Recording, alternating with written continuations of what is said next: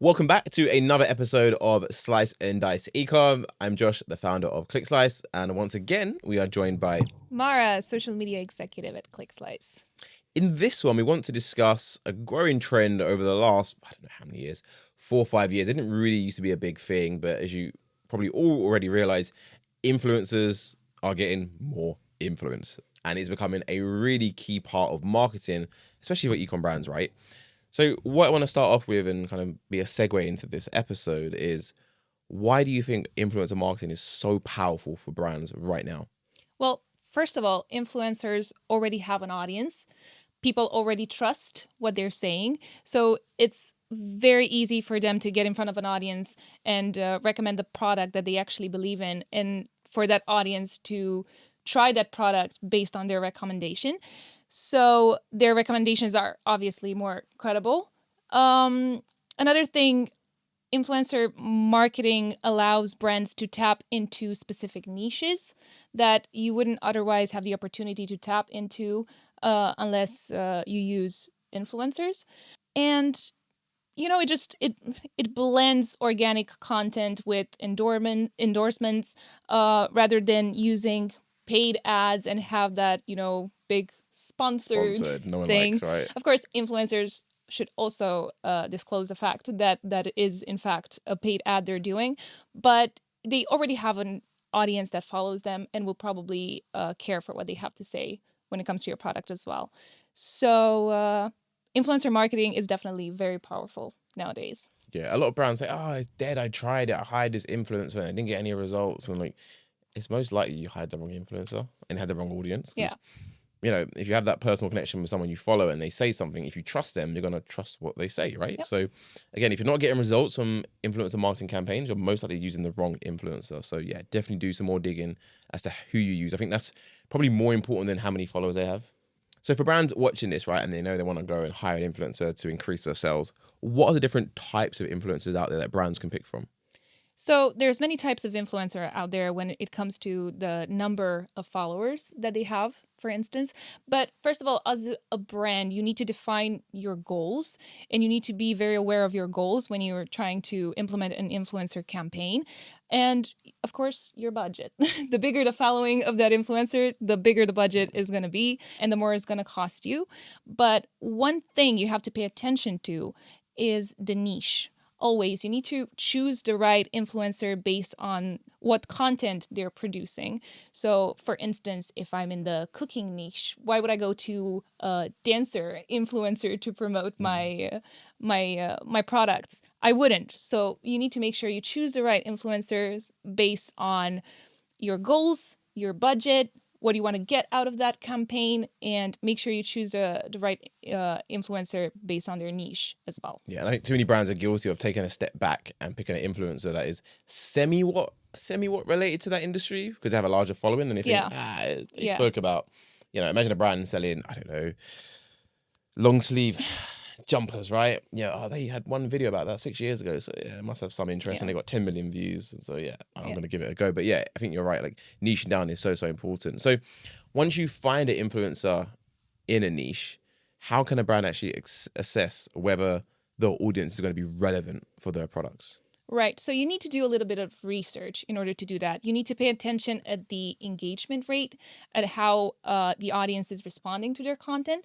So you might see someone with, let's say, 1 million followers and think, wow, this is the person for me. But when you go to their videos, they have like a couple of thousands of views, no one's commenting. So that can be misleading. So you have to focus on getting that research done before choosing a certain influencer. Make sure their audience is engaged.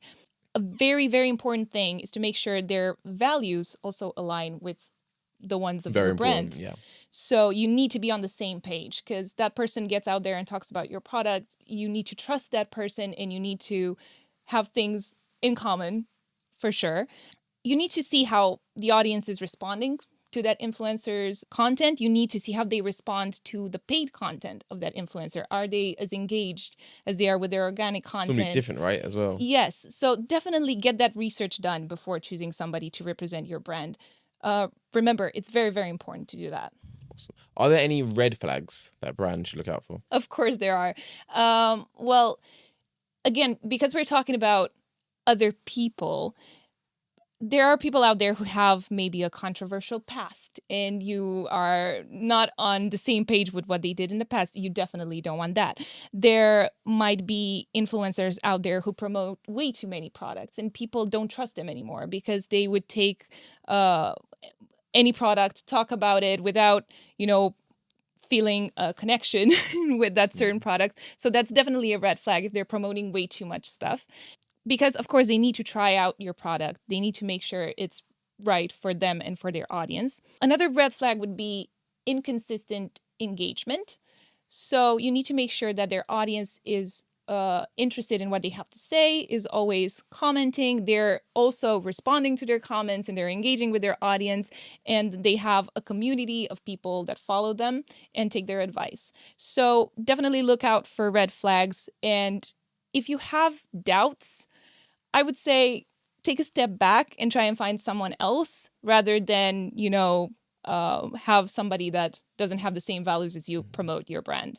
Like, yeah, I think that's so important. And some brands will have doubts and they'll just look the other way and say, I didn't see that red flag. And they see it, but they just know they need to do it. So they just see it as a tick box exercise. Need an influencer, got one.